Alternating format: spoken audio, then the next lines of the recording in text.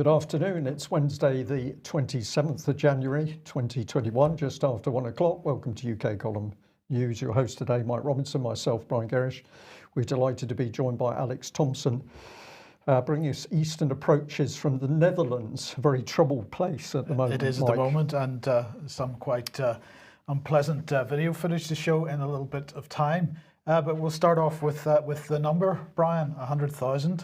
This is the number that is now being the front page news of just about everyone, as we'll see in a moment. But yesterday, of course, Boris Johnson was giving another live stream.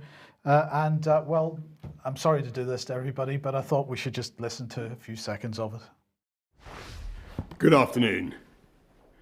I'm sorry to have to tell you that today the number of deaths recorded from COVID in the UK has surpassed 100,000.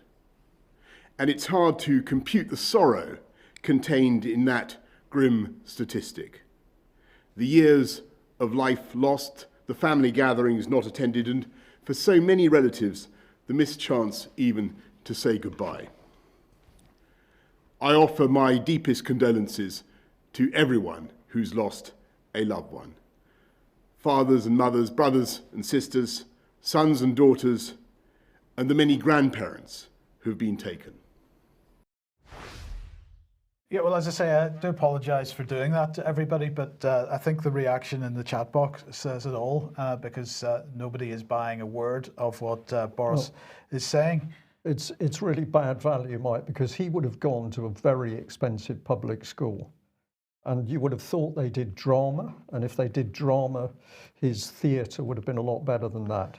But you did notice that the hair was unkempt. He was attempting to look, you know, as if he was in... What would happen, I'll put it my side if I may, but what would happen if we appeared looking like that for the UK Column News? What would actually happen? What would our viewers say to us? And he's mocking the public by appearing unkempt, insincere. This is a psychological game.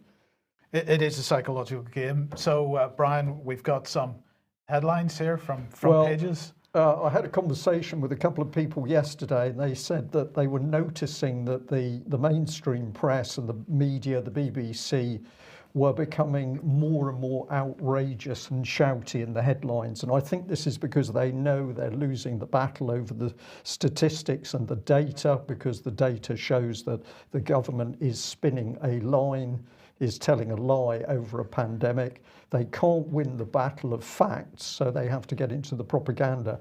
So that headline there, Boris, I am so sorry.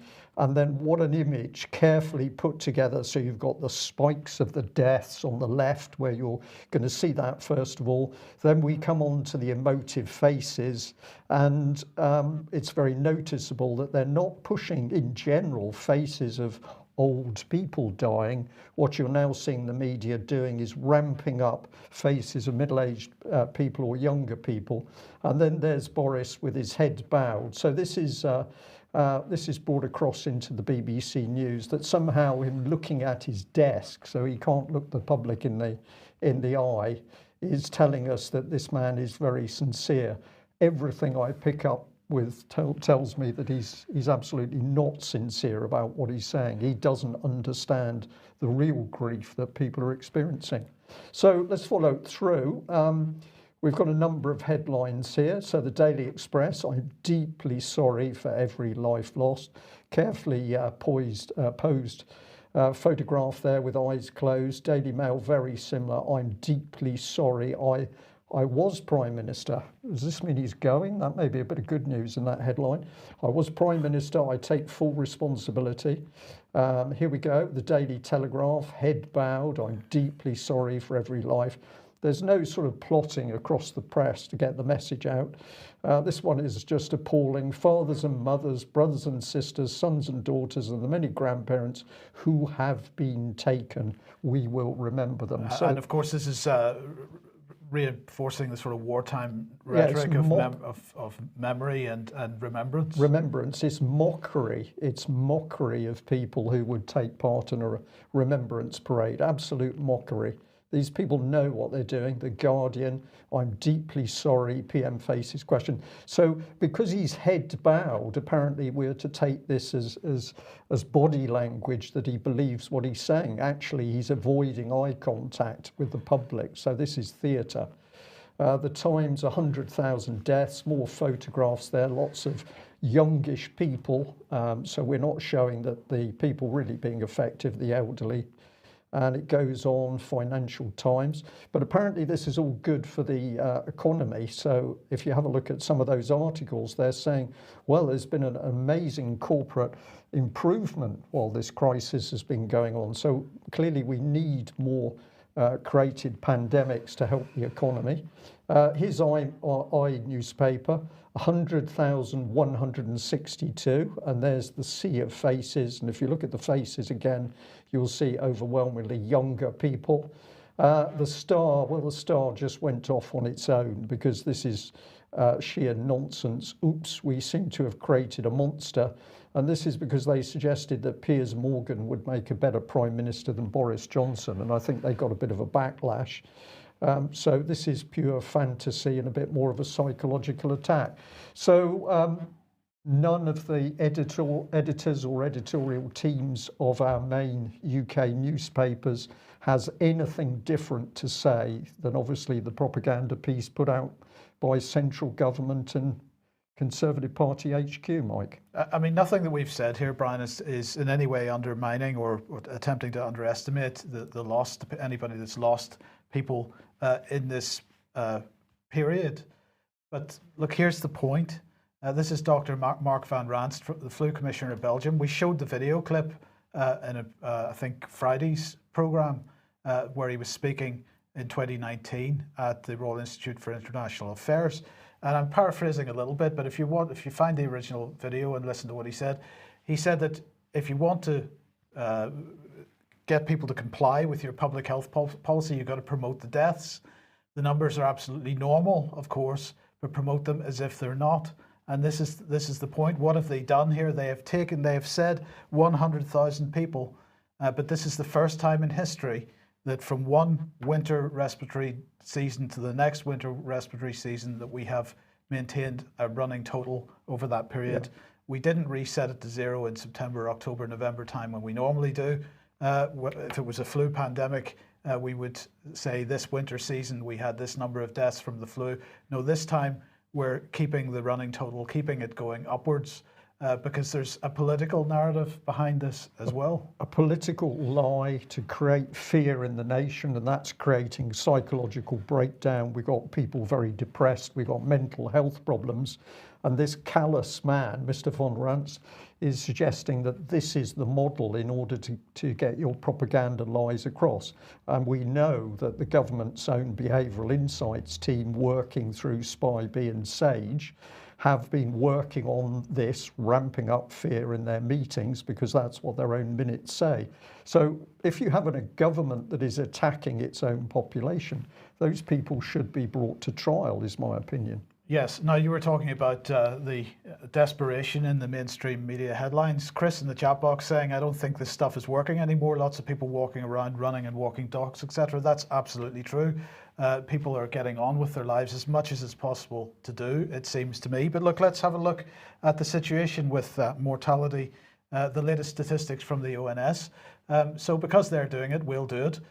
This is the red line showing all-cause mortality from the beginning of 2020 up to date. And we see that despite all the headlines and the claims of pandemic, we still don't have the excess mortality that we saw in April. If we remember, that was week 13 is when the first lockdown came in. We were calling those mostly lockdown deaths.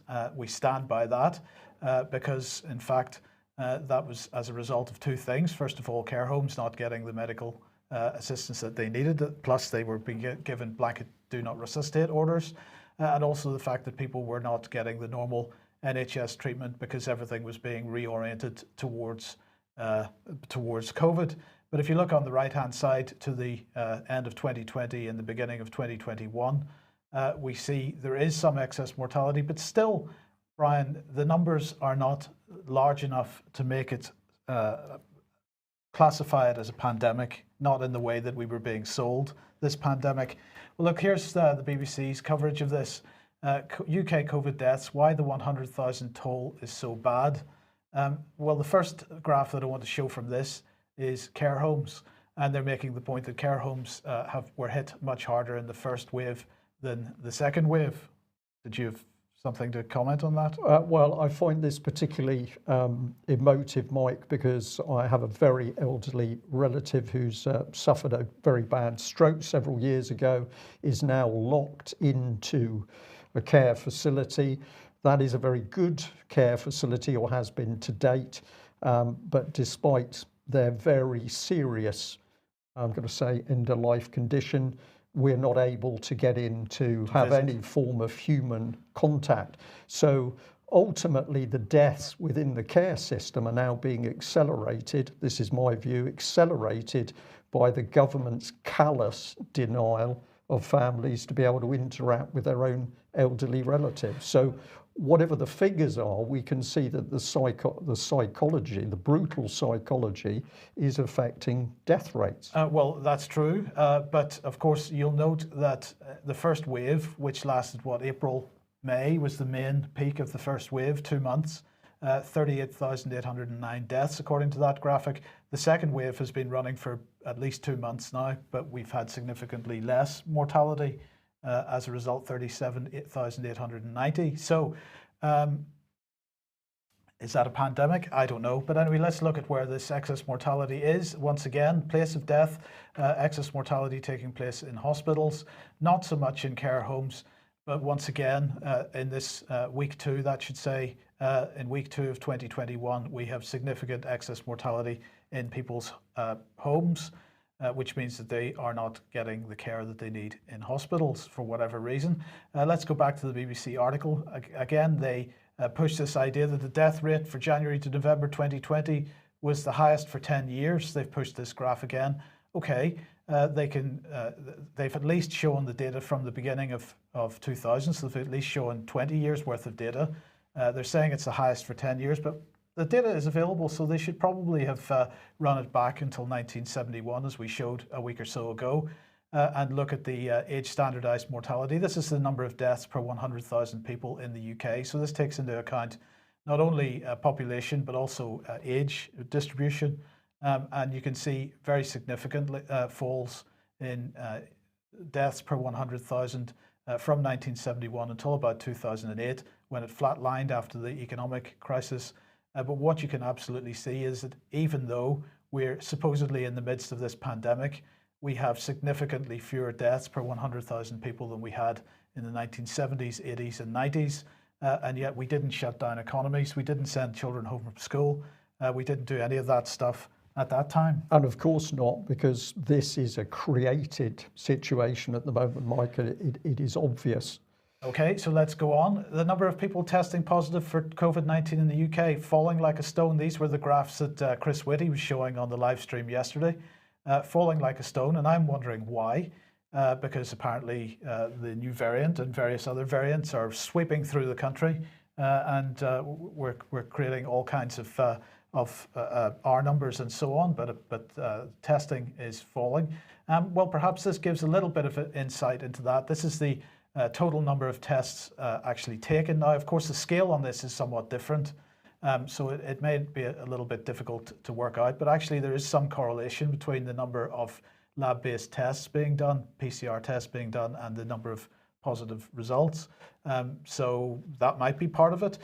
Part of it might also be the fact, of course, as we reported a few days ago, that the World Health Organization has pushed out more information about the number of amplification cycles for PCR tests that are appropriate, and maybe there's a little bit of reduction there as well.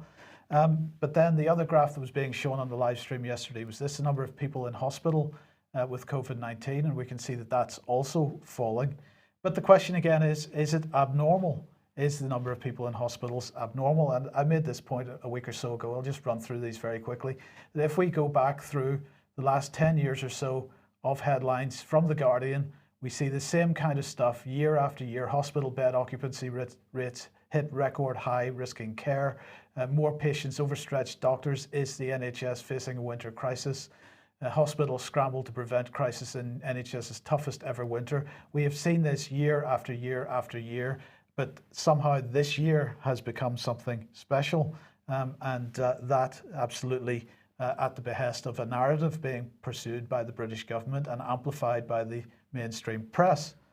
And I just want to add in there that you are principally using statistics, Mike, from the ONS in order to demonstrate what's really going on. So the Office of National Statistics is doing its job. It is processing data. It's how that data is then being taken by the government and sold to the public. Yes. And I'd encourage people to email the Office of National Statistics, give them support, give them praise, because when you do talk to the human beings that operate that organisation, they're usually very helpful. The damage is being done by the British government itself, which is taking their data and spinning it in order to push across a lie. So the more praise, the more encouragement, the more interaction the public has with the Office of National Statistics, the better we are going to, or the sooner we're going to get to the truth as to what's really going on here. But I think we've always had good contact with ONS, and if people think that it's the ONS who are doing this twisted political policy, it's not. This is coming from central government. This is coming from Boris Johnson and his cabinet. This is the start of the twisting of the data. I think that's absolutely right. Where I think people could also put pressure in the other direction would be on the NHS and Public Health England and the MHRA, because the MHRA, of course, aren't publishing data yet about vaccine adverse reactions. We need that data. But also the NHS and Public Health England need to start publishing like-for-like data on, for example, hospital occupancy between this year, last year and previous years, and other ICU occupancy between this year, last year and other previous years, and make that easily publicly available, because at the moment that data is very, very hard to obtain, and it's very, very hard to make, get data which is showing sort of apples for apples. It's very difficult to get that data at the moment. They need more transparency and more willingness to be clear on things. But let's welcome Alex Thomson to the programme. And Alex, we're just going to talk about lockdown riots in the Netherlands in a minute. But before we do that, just what are your thoughts on what we've just covered?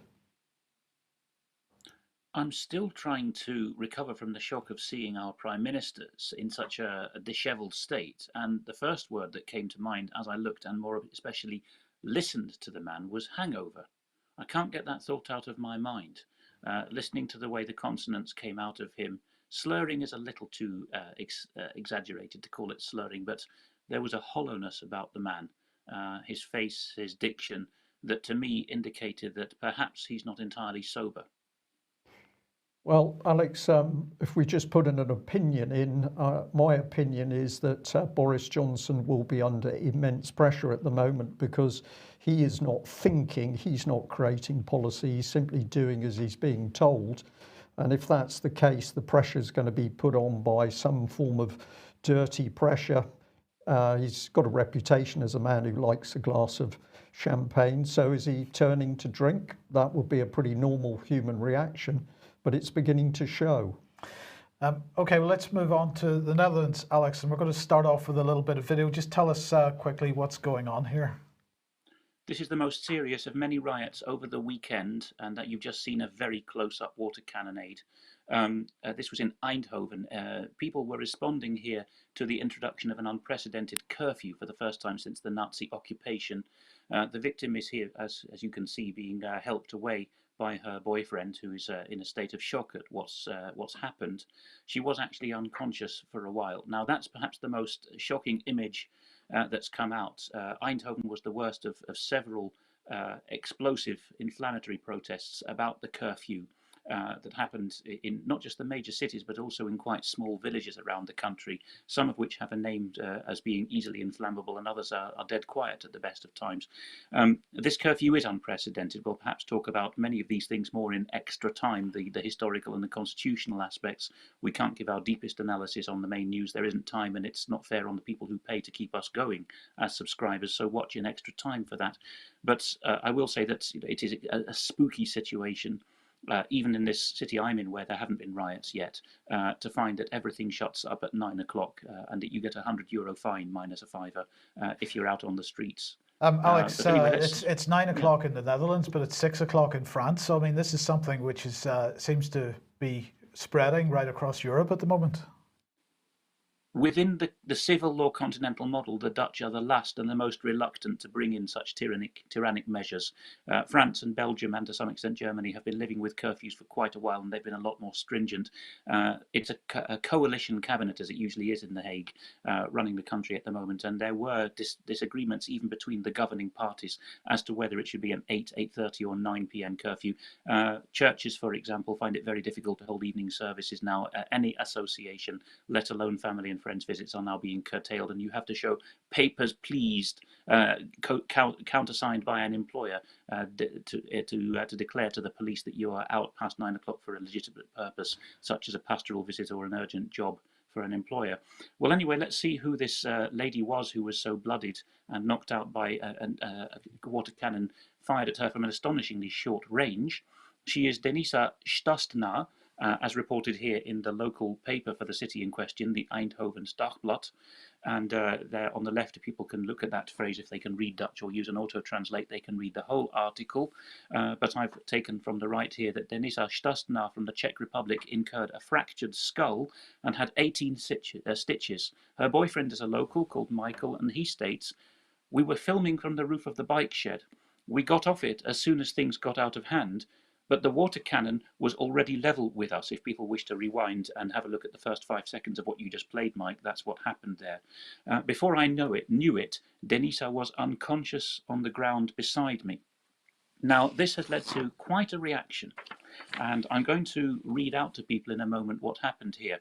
The same newspaper, along with many other local newspapers for different parts of the country and some national ones, carried this indignant response by a lady who, I'm sorry to say, is Mumsnet incarnate, a lady who is called Susanna, who had the indignity of being kept in during the daytime, not just the 9 p.m. curfew, because the authorities had used new legislation to declare a state of emergency, keeping people indoors during the day during this riot in the greensward outside the Van Gogh Museum in Eindhoven. And this lady was in that part of the city. And so this is the the response she wrote. "I don't know you, you don't know me. And still, I'm wondering what you were up to in Eindhoven. Were you demonstrating? Was it your first time? Maybe you didn't want to get involved in the riots, but got dragged along. Maybe you weren't intending to use any violence and now think that you were attacked too harshly. I'm not asking this because I feel so involved with you. I'm asking you so that I can make it clear that I don't care about the answers. You were there. You broke the law. We all saw it. Maybe you say that you didn't destroy anything, threw nothing, and hit nobody. It doesn't matter. You were there. I watched you, together with many others, making my city unsafe. It's the city where I live and the square where I take my daily walk for my own good health. Today I was forced to stay indoors, not after the curfew, but the whole day. My neighborhood became a safety risk area, so an official declaration, thanks to people like you. Yes, there is such a thing as fundamental rights," Susanna continues, "but if you go ahead and demonstrate in the face of a prohibition, you'll also have to run in with the law, criminal law," she writes in Dutch, but doesn't really work in English. The law will catch you. And despite the couple of streams of blood on your head, says Susanna, you probably still have no idea what it means to tangle with the law. At least I hope so for you. But by now you do know what good health care involves, because you were cared for by a nurse who managed to continue to view you as part of the human race. After all, that's what our nurses do, despite anything that we might, or despite any of our behaviour. But I would not be able to do that, Susanna ends. If it were up to me, you'd get nothing more than a single plaster and a kick in the arse. So that's why I don't work in healthcare. Woman, I hope you realise that you are not the victim here, and I hope I never come across you in Eindhoven. Your reaction, please, gentlemen. Well, we've just looked at each other with astonishment, Alex. And I'm thinking I'd like to see a picture of the lady that wrote that. I think it would be good to see her so that we can identify somebody who regards a fellow man, fellow woman with such absolute hate. This is the Nazi ideology. There's no question of it.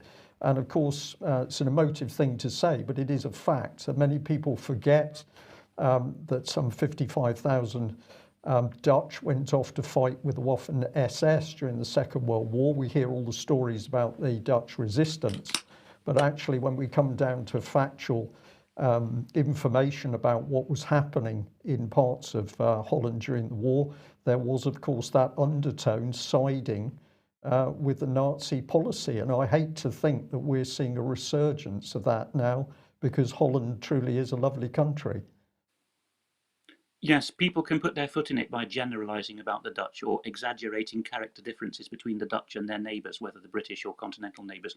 But there is, the best Dutch have always admitted this, a strong strain in parts of the country, and maybe we'll go into that in extra time, of going along with tyranny and saying it serves the buggers right for anything they do. And just before we get onto the historical parallels that you're going to put on, I would also say that this lady, Susanna, I tried to get a surname, which the Dutch press usually pretend that they can't publish, but there's no law on this, but they have a policy of not doing so. I tried to get a mugshot, but I couldn't find the original messages, despite that they've been shared all around social media. But the local press have been able to catch up with this lady, who clearly is, shall I say, indignant middle class type, who thinks that the worst of the curfew is having to sit at home and doesn't worry about her money much. And Susanna has replied to the press, well, I have got such nasty reactions that I'm not going to defend what I said in my comment, but I do appreciate it that some people sent me good for yous in response.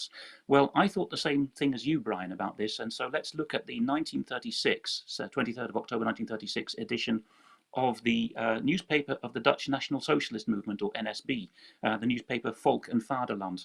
And look at the headlines that they're proclaiming. Democracy is in peril. Europe is at tipping point. And there was quite a lot of this going on in the 1930s. This was Anton Mussert's paper, the Dutch chief collaborator with Nazism before and during the war.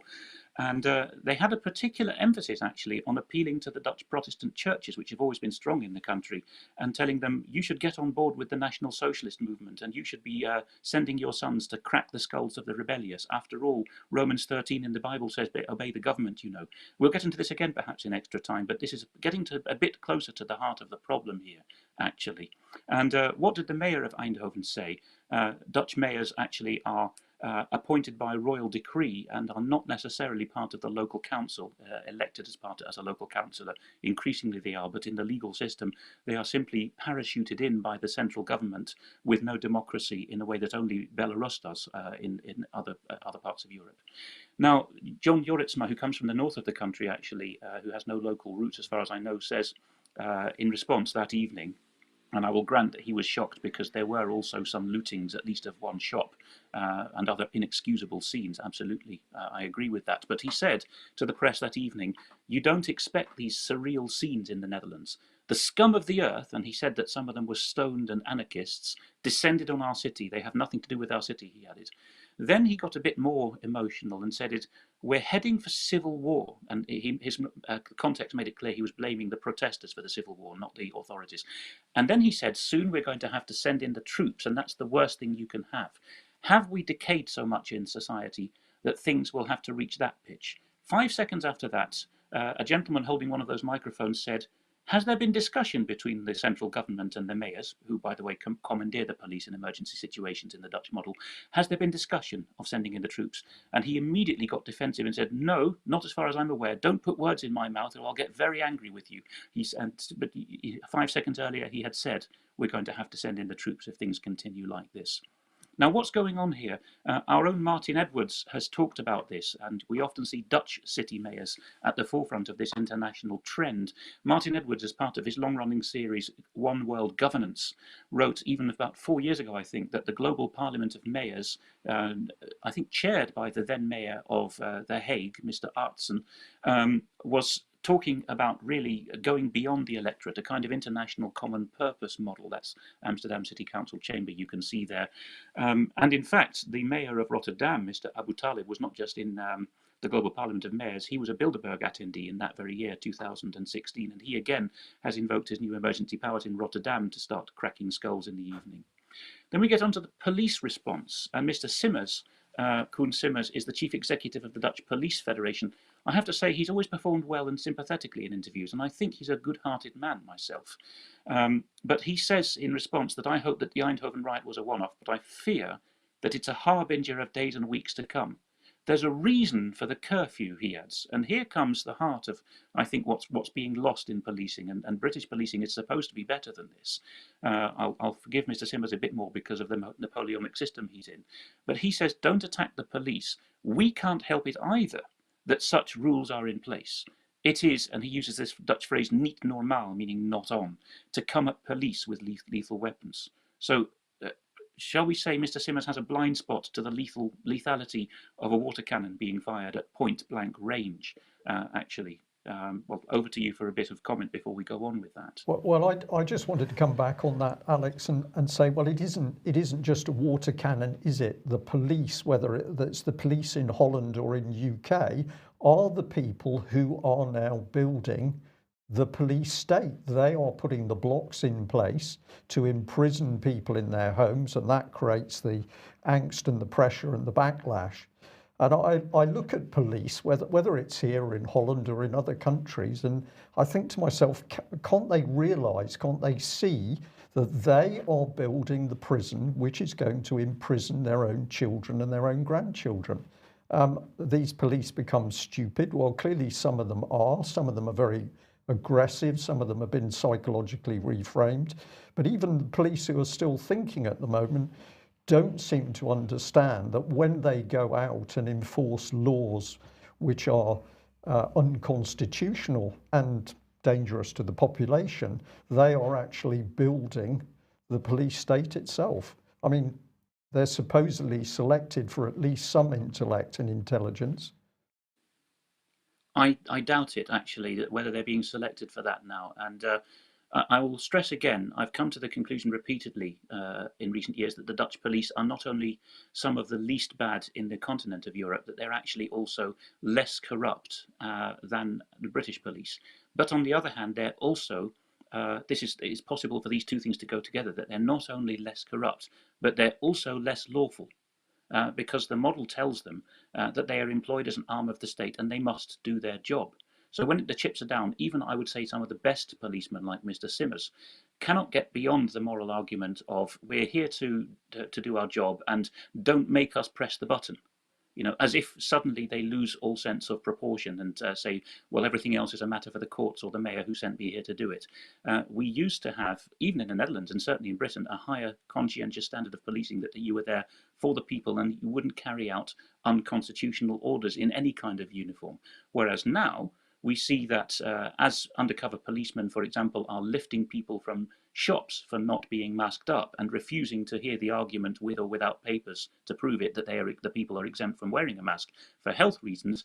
The police who are then challenged on this say, well, look at the website of the Dutch Health Ministry, and that Health Ministry text has now been changed. Here's the core of what we're losing if we lose common law. In a civil law model in the Netherlands, the website text now reads, you might not want to show police or security guards or train conductors medical proof of your exemption. That's up to you. But if you'd rather not show it, bear in mind that you might be kicked out of the vehicle or room that you're in, or that you might be fined. After all, everyone in uniform has to check that your exemption is true. You know, again, the same attitude of I'd have a mental block going past anything, getting into any terrain of hearing a human argument, right? I have no discretion in applying the law. I must press the button. I must issue the fine. And of course, this is taking over Britain too. It's not just a question of common law. It's a question of police training internationally. Now, it wasn't just Eindhoven either. In the Museumplein outside the Rijksmuseum in Amsterdam, there was quite a lot of trouble as well. And here we see, for example, and if you look at the top of this page, you will see the YouTube channel I recommend people subscribe to. It's in Dutch, but go look at the most recent videos on Onrecht TV channel, and you will see stuff from all over the country, which even if you don't speak Dutch is worth watching and listening to as well, because the sound indicates quite a lot of what's going on. But here we see a gentleman floored by a police dog, and the bite that he got was right down to the bone. And in fact, the footage being spoken during that right-hand shot is a, shall we say, a volunteer first aider from the crowd telling this man, if you don't go to hospital now, you'll lose your leg. So again, it's a step beyond what we would see in Britain, I think, historically. But I have to stress again, it is the most lawful, the least lawless of the continental policing models. This was the last country in this part of Europe that went to curfews. And Mike, I think you have a bit more footage. Here we're going to zoom in on one of the police tactics. Now, this was the most serious rioting since 1980 when Queen Beatrix was crowned. And at that time, or in response to the anarchist riots then, they brought in undercover policemen known as the Romeos from the radio call sign alphabet. And the Romeos, or the R units, are the ones that go in civvies and, frankly, provoke riots, as you just saw. If the crowd are too law-abiding to justify the use of the water cannon and the truncheons, the Romeos will then go in and do that for them, as it were. There's much more footage you could look at, but if you are looking online or social media or YouTube for Dutch footage, that's what Romeos refers to. It's agents provocateurs, who in many clips charge ahead of the real demonstrators, somehow slip between the riot police, and then slink away behind the vans without being challenged. Alex, you've used the term curfew. Is that actually the term being used in Holland? If so, they've at least been honest enough to describe the fact that curfews are in place, whereas in UK we still have this utter joke that we're in lockdown. No, it's a curfew. But is that term being used in Holland?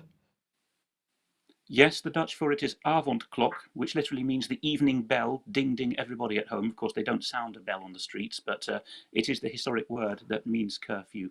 And it puts me in mind of being shown around the city when I was first came to live here 10 years ago. My old landlord, who's passed on since and never lived to see this decay, he drove me around all the places where, as a 14-year-old, he'd hidden from the razzias, the raids to seize men and teenage boys off the streets and send them to be worked to death in German factories during the war. He pointed out the cellars that he'd hidden in, all within walking distance of here. And at the time he was telling me, can you imagine, Thomson, things were so awful then that we had a curfew. We were forced to stay in our homes in the evening. Can you imagine it? You know, to his mind, this would never come back. Well, of course, the old boy mercifully never lived to see his worst fears come true again. But yes, it is called a curfew. Yeah, thank you. Okay, now if you like what the UK Column's doing and you would like to support us, then please head over to ukcolumn.org/community and join us there. The options to join us, and that would be very, very much appreciated and much needed. And also share the things we push out on various social media, so on Twitter, on Facebook, youtube.com, BitChute, and dlive.tv. And don't forget ukcolumn.org as well. Lots of material on there to be shared too. I'll just add, Mike, that Alex and myself have finished part 2 of the applied psychological attack on the United Kingdom. Just a little bit of work on the text to go with that, and that will appear on both the website and UK Column YouTube channel. So we've had an amazing response to part 1, and I hope we do justice with part 2. Okay, Alex, what's going on with criminal law in the UK and juries in particular? Well, this is the Labour Party calling for juries to be reduced to 7 people, as was done in the Second World War for certain indictments, the less serious ones. And this was rejected by the government in Parliament yesterday. The coverage is by Joshua Rosenberg, who people might remember as the BBC's legal correspondent for many years, on his blog A Lawyer Writes. And you can see there the usual court sketch mock-up showing how the courts are now socially distanced, and where there are juries, there are perspex screens between them, which I think fundamentally affects the ability that juries have to form a joint view of any evidence and argument that they're hearing. But there it is. But of course, it's former barristers on the Labour front bench who are pleading for this, those who claim to know about the law and legal history, as covered by Mr. Rosenberg. Meanwhile, north of the border, again with I'm not sure what involvement of juries, We have, I think, as we speak, the hearing coming to a head for Craig Murray, who, as people who've been listening to David Scott's coverage will know, committed unwittingly the offence of "Thou shalt not embarrass the Scottish Government." So do look at his latest blog entry, "A Time of Trial," and he says that the Edinburgh court is trying to get him convicted with no courtroom drama and as little said as possible. One of the tricks they have is that you have to dial in and pay national phone rates in order to listen to the proceedings instead of just following a live stream. Mr. Murray's being quite understated about it, but he does need donations for his legal fund. And even though I was on the opposite side to him in many things in the past, as a GCHQ officer, I felt at one stage he was a traitor because of what he did when he was ambassador in Uzbekistan. Certainly my colleagues did. And after that, I thought he made completely the wrong judgment call on Scottish independence. But I have no hesitation in saying that in both of those, I disagreed with him fundamentally, but he was absolutely right on the tyranny that he is identifying, first in his support for Julian Assange, and now latterly in his identification of the stitch-up against Alex Salmond, who found himself on the losing wing of the SNP's internal struggle. So I heartily recommend that people make a donation that they can afford to Craig Murray's fund by going to his blog and reading those details. Thank you very much, Alex. Well, an extremely serious UK column news today. Have we got some good news? Well, we have, because we're able to give you a report on Lyn Thyer, who of course has been held in a prison in France for the last year as a result of trying to help people with cancer. But the good news is that she is out on bail. We were able to speak to her brother earlier this morning just to get a very short update of what the situation is. So we'd like to play that for you. And then, Alex, I think you've put some of the detail down on one of your slides. But let's listen to that telephone call with Trevor, Lyn Thyer's brother. What happened is approximately 4 months ago, Linda was refused her bail application again. And we were very concerned because Linda's health has suffered in the nearly 2 years she's been in Fleury without any charges. When we lost the last bail application, we decided that we had to dispense with her legal team. She wasn't receiving the correct representation in court. And with the help of Georgia, I believe you know, I contacted her in November, and it just went upwards and onwards from there. So give us the latest news, Trevor. What is the present situation then? I believe Lyn is out. Is that correct? Okay. Well, the present situation is that Linda was granted bail yesterday, and so she's out. She will have to appear back in the French court on the 22nd of March. The court case will run for 5 days.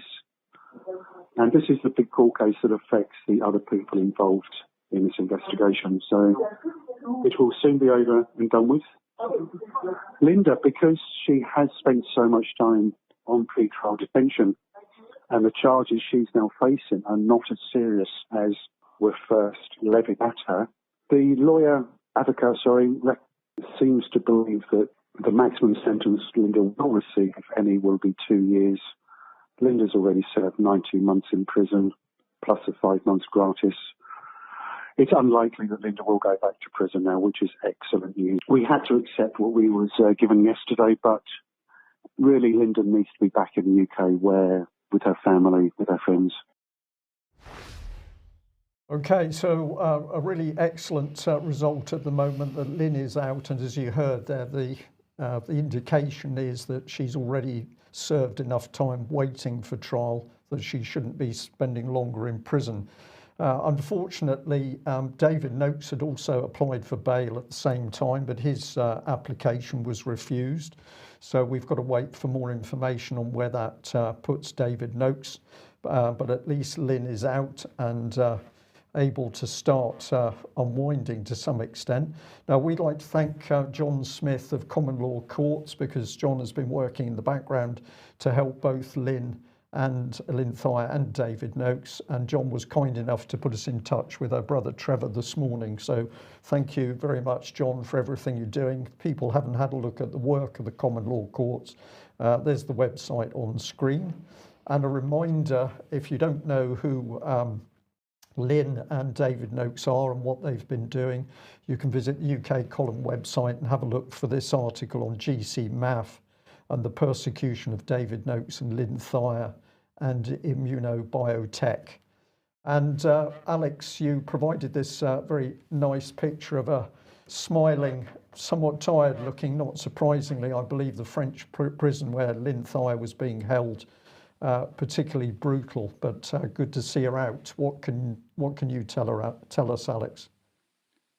Well, it's very personal for me and you because, of course, we were literally the shoulders to cry on, as it were, for Lyn at some of the AV events where she fully realised that she was going to be stuck in Fleury-Mérogis prison. Well, that was likely even then, and it turned out to be where she spent the bulk of her time on remand. And many people do not make it out there alive, and she knew that jolly well. I knew it from my previous work looking at the OSCE, covering French prisons as being worse than Moldova. I think was one of the things that was said by a special rapporteur for the Council of Europe. So there she is. She's made it out alive. And even beyond the human victory that this is for her, for all of us who've in any way supported her through this and prayed that she would make it out alive, the other victory is that she, if I'm not mistaken, has the best practical experience and the best conscience of anyone in the world who has attempted to manufacture GC Math for those, I stress, who come to their own researched conclusion that they wish to use that route to treat cancer. If they wish to make that decision in good conscience, Lyn has the knowledge more than anyone else, so she needs physical support and spiritual support and prayer to keep her alive and thriving. And we do hope that David follows, but as I put on screen there, the hearing is the 16th, 17th, and then 22nd to 24th of March at the Palais de Justice in Paris, and she has to attend, I think, the latter 3 days after 2 days of preliminary hearings. But there we are. David Noakes, of course, was refused bail, but the French never even knew the name David Noakes, let alone Lyn Thyer, except that these names were illegally and unlawfully given to them by the British Medicines and Healthcare Products Regulatory Authority, MHRA, directly tipped off to their French equivalent agency, OCALESP. So this is British persecution through the procuration of French agencies. Be under no illusion. Read the article that you just mentioned to see more. And here is Georgia Poulican, who appeared at a previous AV event, and Trevor Banks, Lyn's brother that you just heard on the phone, giving a thumbs up for her release on bail. One further item on that, if people want to know, look at the Freedom of Information request held on the whatdotheyknow.com website, submitted by, I think, another brother of Lyn's called John Banks. This is a succinct summary in several paragraphs of all the unlawful things that the British, not the French, they weren't involved in this at all at the outset, what the British did in order to persecute these two British people. So the title of that page, which is an FOI, Freedom of Information Release archive, is GC Math, Cancer Treatment, Lyn Thyer, Biochemist, David Noakes, Prosecutions, submitted by John Banks. You'll be quite shocked if you're new to this as to what has been going on. And one more piece of good news, and this is not at all to detract from the good work of John Smith at the Common Law Court or Scott Tipps or any other common law people who have got involved, but the reality is for the trial phase, Lyn and David do need the best and most honest civil law advocate within the system that they can get, and they now have such a man whom I can vouch for from my indirect dealings with him. Olivier Fauré, his title is Maître, Master of Law. He's based in Lyon. He's already Georgia Poulican's lawyer. He has a lot of information and experience on police brutality. There he is last year speaking to some Swiss journalists about the particular problem France has with qualified immunity, that you get off scot-free if you're in uniform when you batter people. He's now Lyn's court lawyer, trial lawyer, and he might also become David's. This is, I stress again, not to detract from any previous efforts or any arguments that the common law must be brought in even in France, but it is the reality of the situation, and I think Maître Fauré will do his absolute best for Lyn and, if possible, for David. Excellent. Thank you very much for that report, Alex. So we can give you some more good news now. This is an email that came in, and I thought this was really delightful. Hi, Brian, Mike, Alex, and David. I want to thank you for highlighting the role of the BBC's psychological attack on the children. I thought you might be interested in the role of Newsround, found on Children's BBC, CBBC. First became aware of Newsround about 4 years ago when Jay, that is a child, when Jay was in primary 4 class at a primary school. and before we began to home educate the boys. During a midterm parent-teacher meeting, the teacher praised his writing about President Obama. Remember that name, Obama, because we'll come on to that in a minute. His writing about President Obama, and said she said it was good to see that we must regularly watch the news with Jay, as some of the children in the class did not watch the news. My husband and I were shocked because, as we explained to the teacher, we did not watch the mainstream media news in our home, nor did we expose our children to the mainstream media news. His teacher then proudly explained that Jay and his classmate had to watch BBC Newsround every week and then write on the topic of the news clip. And the teacher proudly showed us Jay's writing. She said nearly all primary schools in Northern Ireland utilised BBC's Newsround. Needless to say, this did not go down well with us. This is the second part here. This year, I've begun to use Newsround clips as part of home education to enable the boys to focus on and analyse the propaganda techniques that are being used. They then write about the techniques being used, the language being used, any inaccuracies in the reporting, and what purpose is served by using a technique. The boys really enjoy doing these lessons and exercises, and we think it's an important skill for the boys to have, as it enables them to clearly spot propaganda, applied behavioural psychology. Thank you, essentially, Brian, Alex, Mike, Alex, and David. So what a wonderful email, because we can see that information we're putting out is being used, and somebody's taking that information and using it to good effect within the family. But of course, if there are other parents home educating at the moment, either permanently or as a result of the curfew, then can we encourage you to maybe adopt the same lesson style? Okay, let's head over to the United States. I want to have a look at what's going on with regard to censorship and so on, and really the relationship between us as individuals and the state and the corporate state. And of course, we've been making the point over the last number of months about the question of mandatory vaccinations and whether or not any law would be passed in order to make vaccination mandatory. And government has said no law will be passed, but our point is that we're starting to see employers demand vaccination. We're going to start saying we believe other corporate entities that we do business with, for example, supermarkets, perhaps heading in that direction as well. Well, in the United States, it's not just vaccination which is becoming mandatory, but speech and freedom of speech is being controlled by employers. So here's one example. This is the Jennifer DeChiara Literary Agency. They are in New York, Chicago, and Los Angeles. 20 years they've been in business, apparently. They represent adult fiction, non-fiction, and children's books since 2001. And they have a new employee, a new associate literary agent. So well done to her for getting a job. But the question is, why do they have a new one? Well, it's because they got rid of an old one. So here she is, Colleen. I'm now posting on Parler, she wrote back in November last year. It's a great platform with no censorship, giving away a few critiques there next week. Come and find me at Colleen Uffline, however you pronounce that name. But anyway, that was in November. It took her employer a little bit of time to catch up, and my understanding is that in fact her employer was tipped off to this tweet encouraging Colleen's friends to head over to Parler, because this is what happened just a couple of days ago. The Jennifer DeChiara Literary Agency was distressed to discover this morning, January the 25th, that one of our agents has been using the social media platforms Gab and Parler. The statement goes on, "We do not condone this activity and we apologize to anyone who's been affected or offended by this. The Jennifer DeChiara Literary Agency has in the past and will continue to ensure a voice of unity, equality, and one that's on the side of social justice." I'm not quite sure how you actually ensure a voice of unity and equality if you're telling people what they can and cannot write and what platforms they can and cannot write on. It goes on to say, as of this morning, Colleen Offline is no longer an agent at the Jennifer DeChiara Literary Agency. So, Alex, this is where we've got, where in fact employers are now deciding that you have a corporate ideology which you must meet. And if you should be a conservative, or in fact, if you should belong to some kind of or come from some kind of position which isn't the corporate position, well, that's it. You're kicked out on your backside. It may be that some of our foreign viewers, even native speakers of English, don't know what's meant in Britain and, should we say, coastal America when you say we do not condone this activity.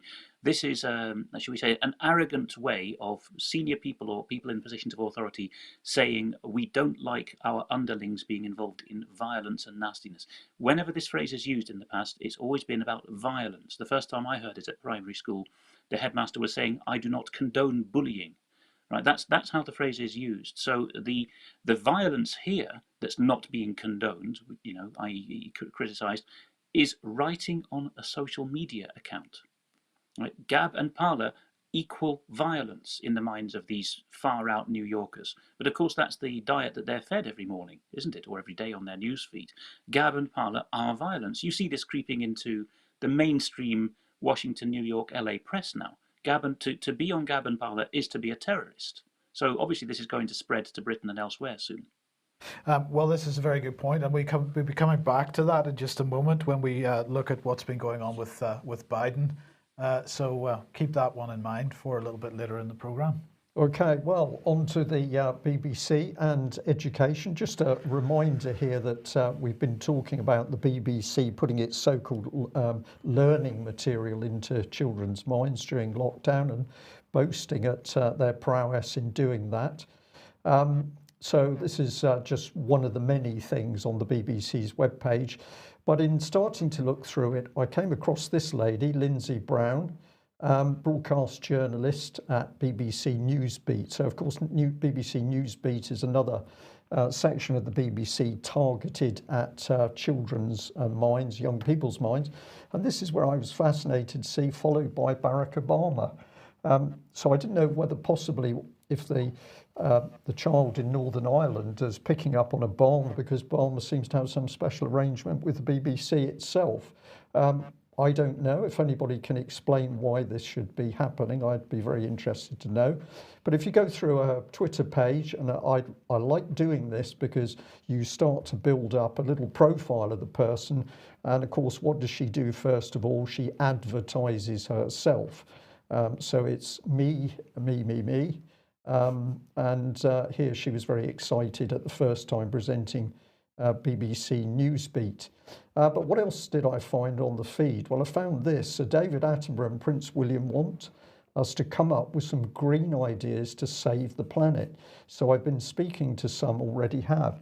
So this is interesting, Mike, that Sir David Attenborough and Prince William want the BBC to come up with stuff for them. Good. So the BBC jumps to, it starts to advertise what Sir David Attenborough and Prince William are up to, and it's ideas to help the environment, but it gets deeper because it's this.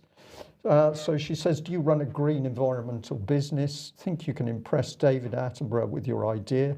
We're looking for young green entrepreneurs to speak to at BBC Newsbeat. Direct messages open. And then if you have a look at the picture there with the BBC already giving free advertising to this, it says Prince William and Sir David Attenborough join forces on Earthshot.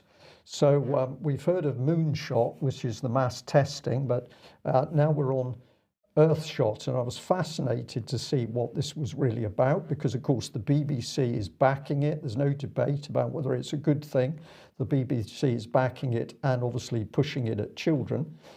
So here's the Earthshot. The Earthshot Prize collaborates with Count Us In. I didn't get through to Count Us In, but what is this about? Well, to help repair our planet over the next 10 years. Do you think that's a reasonable goal, Mike? A few problems in the planet, yes. A few people who can't feed themselves or haven't got heating or haven't got eyesight. So Willie and Sir Attenborough are going to do something about that. So here's Moonshot's inspiring Earthshots.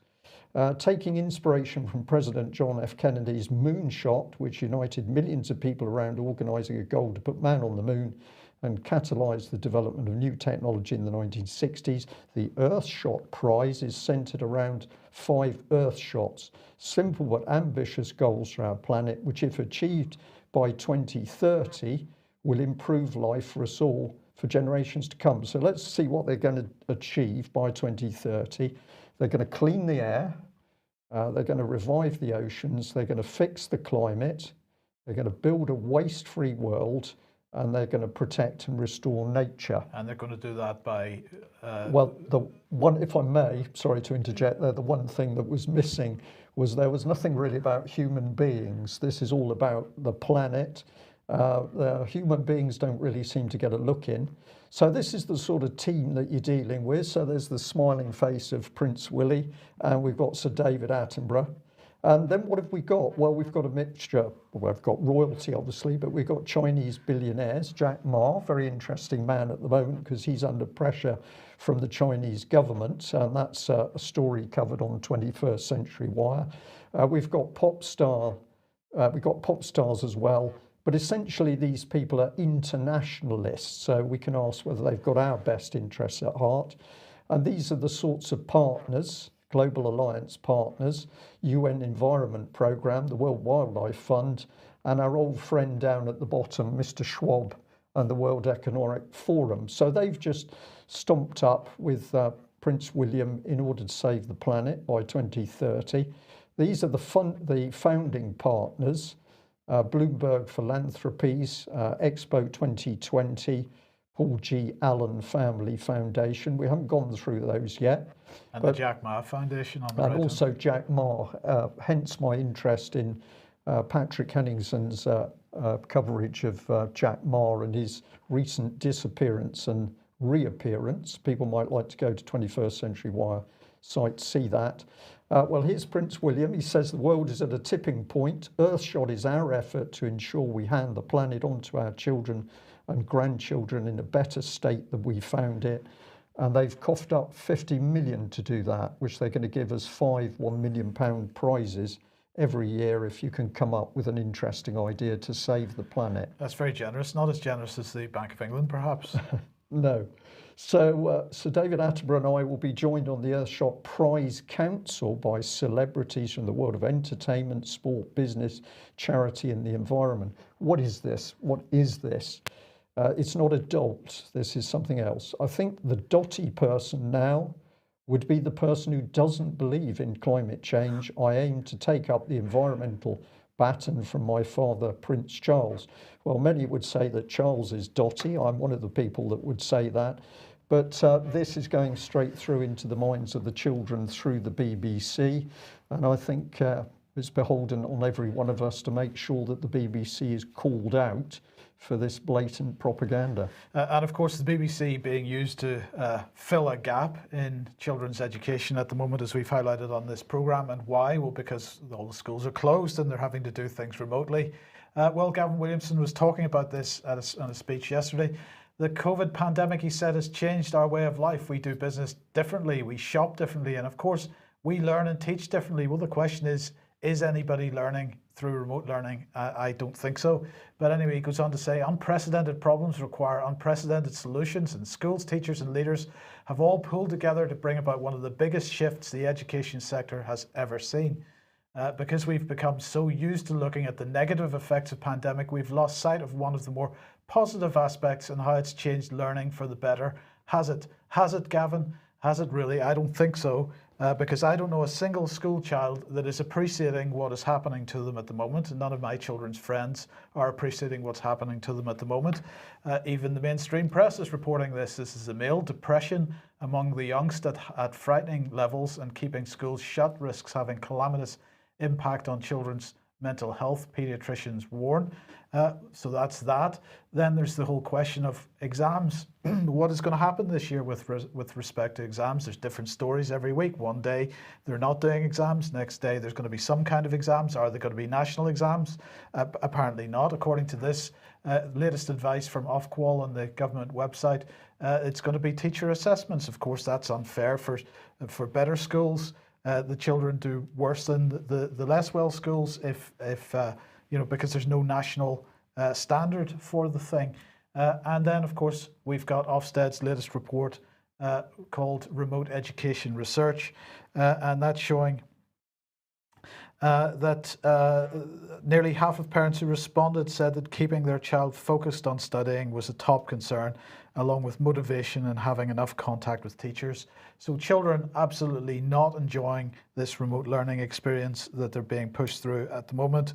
It is affecting their educations.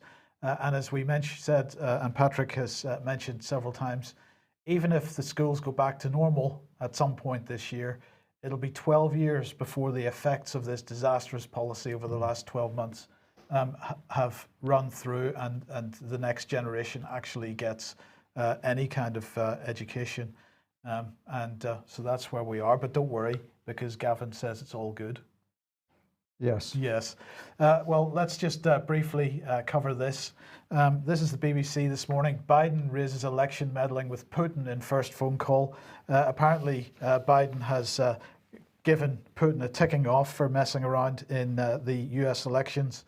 And the Russians don't seem to acknowledge that. That's not quite what they said with their briefing about the telephone call. But anyway, this is what the BBC is pushing.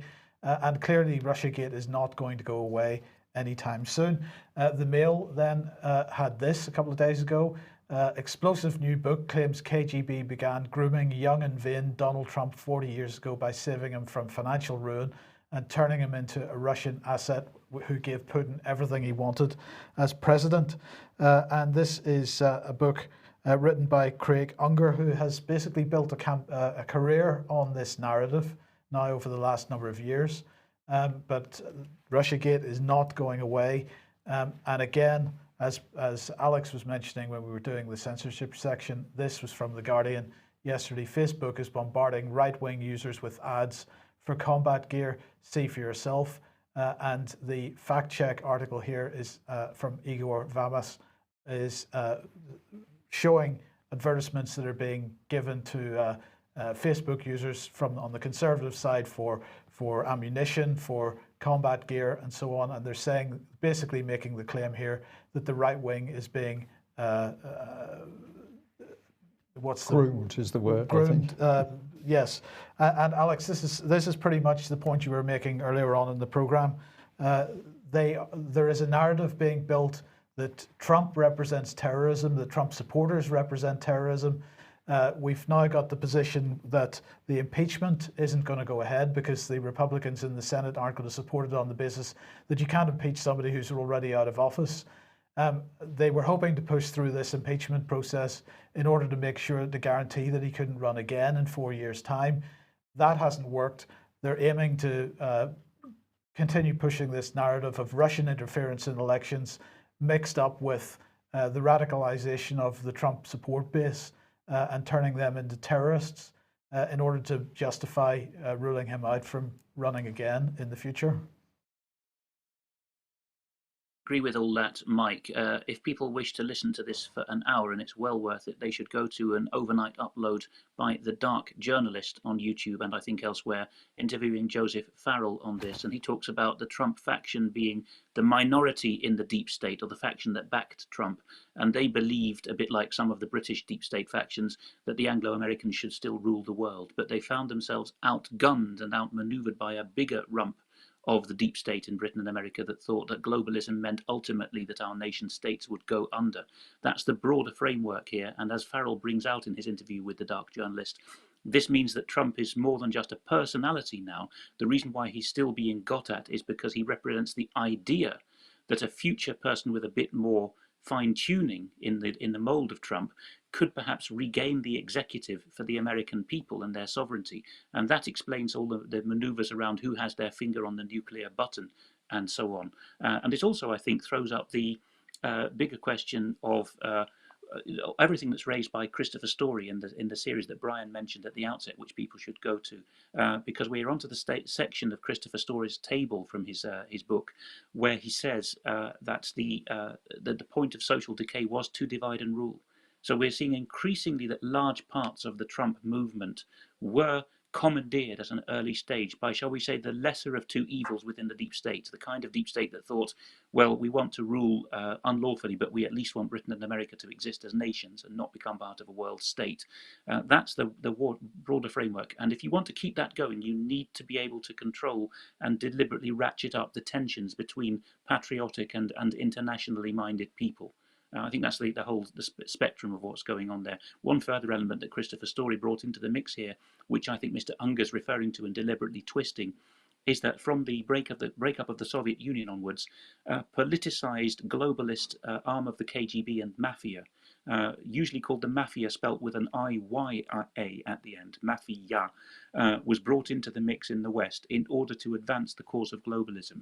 And because these things are so dark, who's doing what, who's threatening whom, and what the real identities are, this is the way in which the Clintons of this world can point the finger at Russia, or particularly at Mr. Putin, and say, you are destabilizing us, whereas in fact it's a Russian mafia-based or KGB-originated globalist crime syndicate.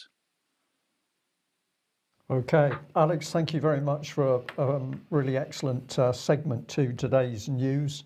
And a lot of feelings go out to people in Holland. I had the pleasure of living there for 2 years. I know the country, and what a shame that a lovely country like Holland should be reduced to that.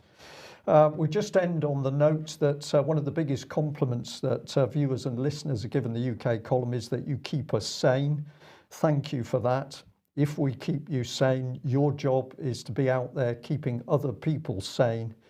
Because it's keeping the calm and the analysis that is going to finally deal with this propaganda and madness coming from central government. We'll end there. Thanks for joining us. We'll be back. We'll be back. Well, we'll be back in 10 minutes if you're on the UK column members live stream for extra, and then we'll be back on Friday as usual. Back on Friday. Thank you. Bye-bye.